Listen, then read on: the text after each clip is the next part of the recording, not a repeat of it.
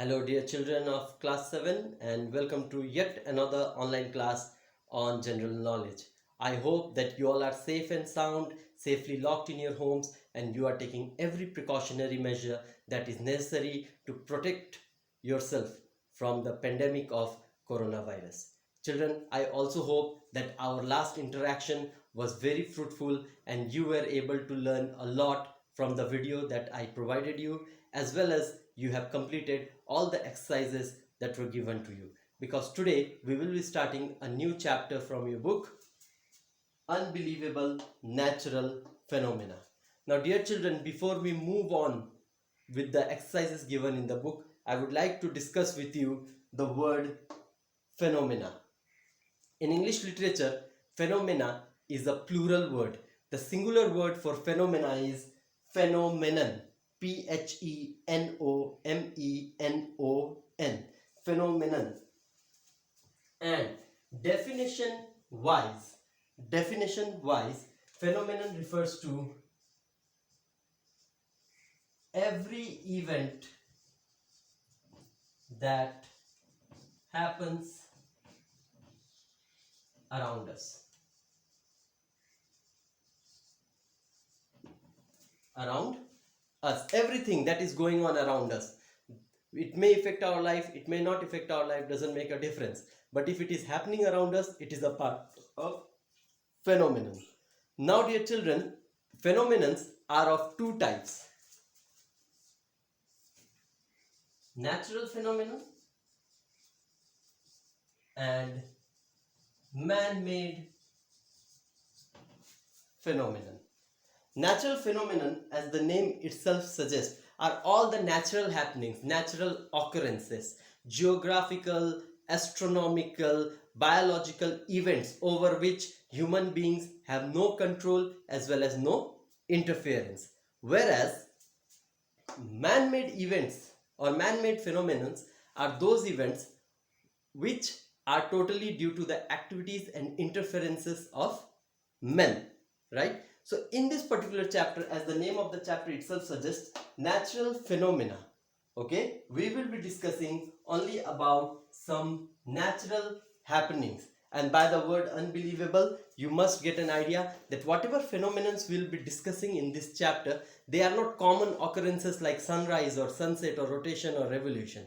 They are unbelievable. As a normal human being, it will be factual, and it will be very difficult for you to believe that such occurrences also occur on this earth, and that too naturally without any human interference.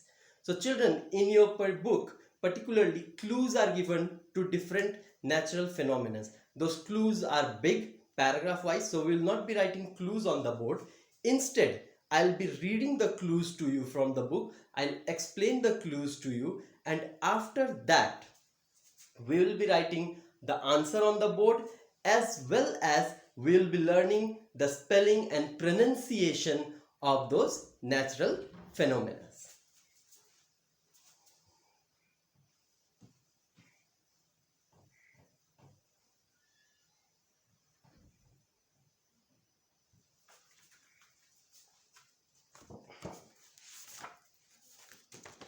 Alright, dear children, beginning, let's start with the very first natural phenomena clue.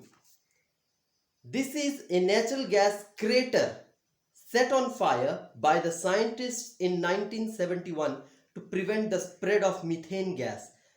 It has been burning continuously since then. Ever since 1971, this crater, which was set on fire by the scientists in 1971, it has been burning since then. Now, dear children, this fire was not set out of fun. Scientists were not conducting some kind of goofy experiment that they will set a fire to a crater full of methane gas. Actually, scientists did it so that the methane gas will not spread around and cause any harm to life of people. So, but the fire hasn't stopped. Methane is a natural gas. It supports combustion or supports burning. So the fire has been burning since 1971. The diameter of the crater is 69 meters and depth is 30 meters. The crater is a popular tourist spot. Now children, one thing I would like to tell you about natural phenomena, no matter how destructive a natural phenomena can be, no matter how destructive a natural phenomenon can be, there is a certain beauty to it. Whether it's constructive or destructive, good or bad, affects human life positively or adversely, but there is a certain beauty to it.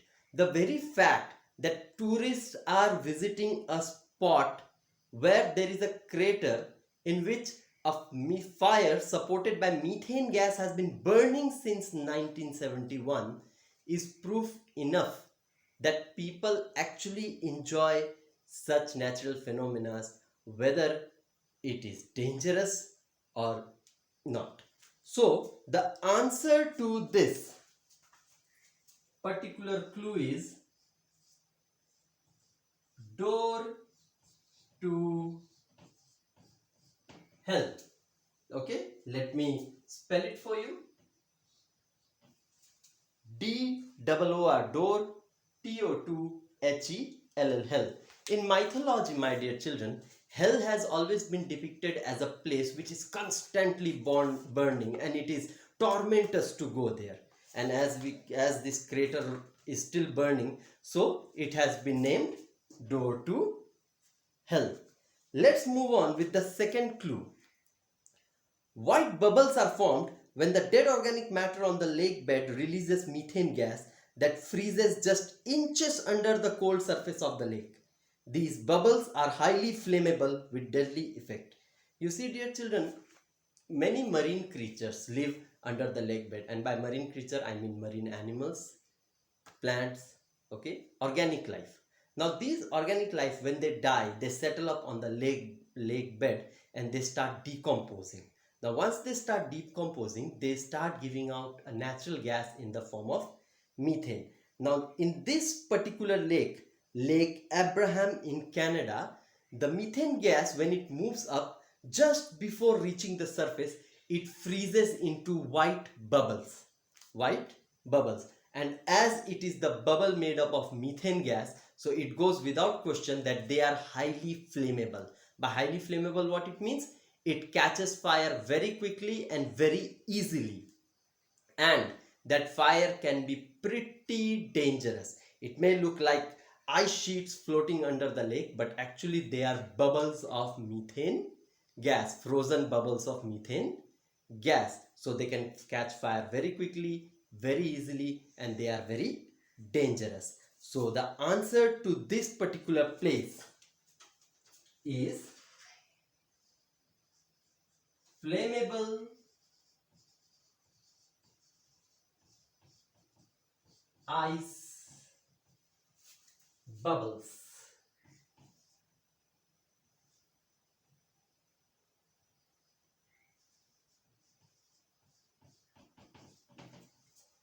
Flammable ice bubble. Flammable, flammable, ICE, ice, BUBBLES, bubbles, flammable ice bubbles.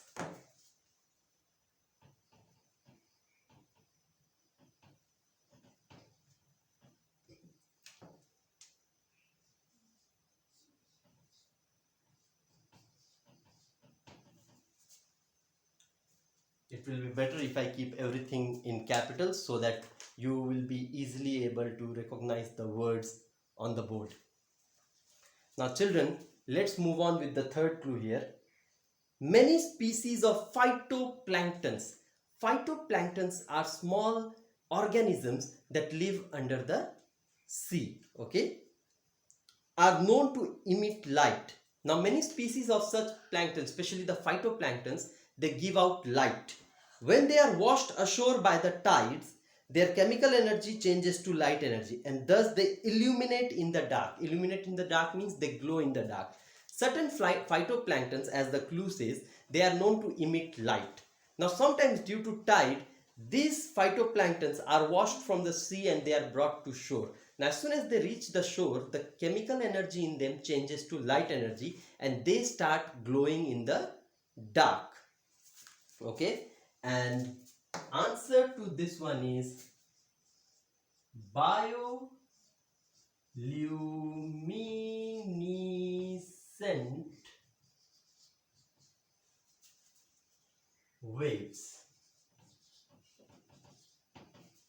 bioluminescent waves. Let me spell it for you.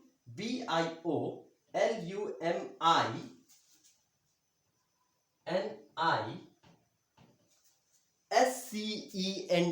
bioluminescent,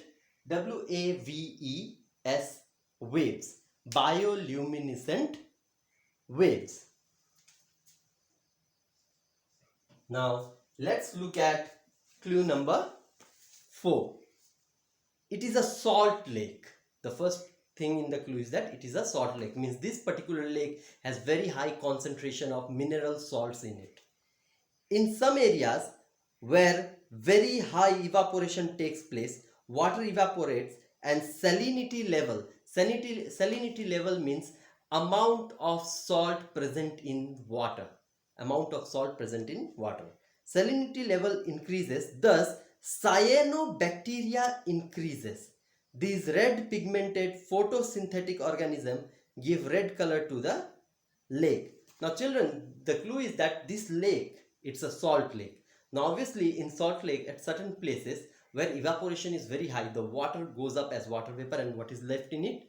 Salt. So the salinity level increases. And in this particular place where salinity level is high, a certain type of bacteria known as cyanobacteria, okay, their number increase. Now these cyanobacteria are red pigmented, means they are red colored, and they are photosynthetic, means they prepare their own food with the help of sunlight, and they give red color to the lake. So, and this particular lake, my dear children, is Lake Natron, located in Tanzania, East Africa. So the lake, as by now you must have figured out the name, Red Lake. This particular lake is Red Lake. I don't think I have to spell it out for you. Pronunciation enough. Red Lake. Now let's look at number 5. It is richly concentrated with several minerals, including compounds of magnesium, calcium, sodium, etc. Most of the water in the lake evaporates during summer, leaving large spots on the lake colored according to mineral composition to form natural walkways around these spots. Now children, this particular lake, where there is a rich concentration of minerals like magnesium, calcium and sodium, most of the water sometimes evaporates away. Now when the water evaporates away, what happens? So the places from where water evaporates, spots are formed, okay, and the minerals, they form natural walkways around the lake, around those holes or around those spots. So what they are called? They are called spotted lake. Spotted lake. Let's spell it. S-P-O-T-T-E-D. Spotted. L-A-K-E lake. Spotted lake. Now let's look at 6th one. Millions of red crabs are living in this small area. These red crabs are well known for mass migrations to lay eggs in the ocean. Now in a very small area, my dear children, millions of red crabs, red colored crabs live. And these red crabs are known for mass migration, means when the time comes, all of a sudden, all the crabs all together, they migrate towards the ocean so that they can lay eggs there. And this particular place is in Indian Ocean, but in Australian territory. And this particular place is known as Christmas Island. Christmas, Christmas, Island, Island, Christmas Island. The word Christmas is being attributed because of the red color. As you know, Santa Claus and his dwarfs are known to wear red colored clothes, and here the red color is attributed to the red crabs. Now let's look at the 7th one. It is a giant submarine sinkhole, a big hole, circular in shape, over 300 meters in diameter and 124-meter deep. It is a great tourist spot and part of a World Heritage Site. Okay, it's a great tourist spot, but it's a big submarine, means under the ocean, and it's a sinkhole. And what is it?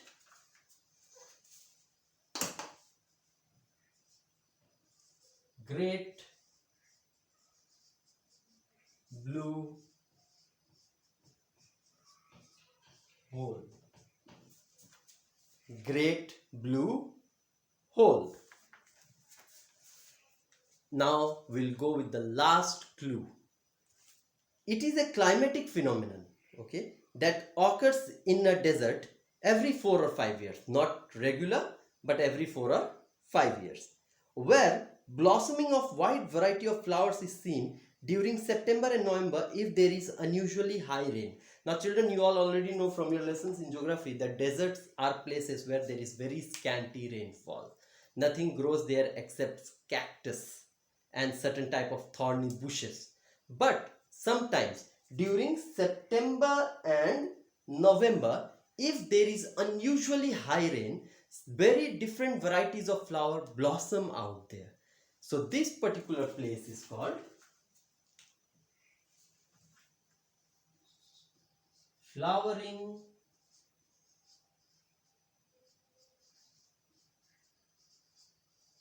desert. Flowering desert. Flowering, flowering, desert, desert. Children, this concludes all the clues that are given in your book. Now, as per your homework, my dear children, I am giving you two sets of homework. First, in your book itself, the clip of which I will provide it to you, there is a part called quiz time. You are to solve this quiz time in your GK notebook. Along with that, you will have to copy all these clues. You will have to copy all these clues and solve them. Okay, you'll have to copy all these clues and solve them. For your reference, I will provide you the clip of the board too. Okay, so that you can remember your answers. Along with all these children, very soon an activity sheet also will be provided to you. You can use that activity sheet to solve it and enhance your knowledge, and that activity sheet too must be solved in your GK notebook itself. Everything will be checked when the school reopens. Stay home, stay safe, and stay stuck to your studies. Thank you very much.